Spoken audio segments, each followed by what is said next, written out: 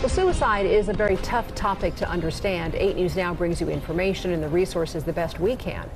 The Office of Suicide Prevention recently held a seminar on how to properly report suicides. 8 News Now reporter Victoria Saha took part in that training, tells us how together we can do things differently. And please understand that this story talks about suicide. It may be disturbing to some.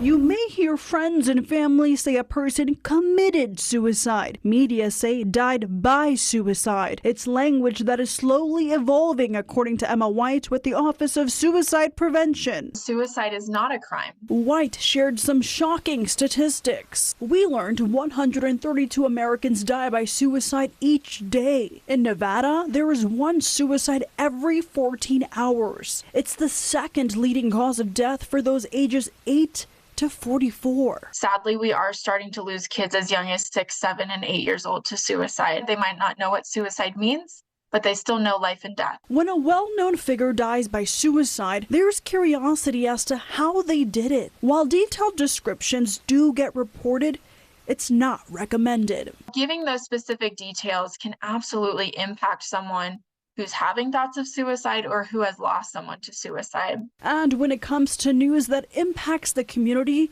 we should do our best to shield our viewers from the harsh details. We don't want to give essentially a roadmap for people to do the same. It's not just the media that can help portray things differently.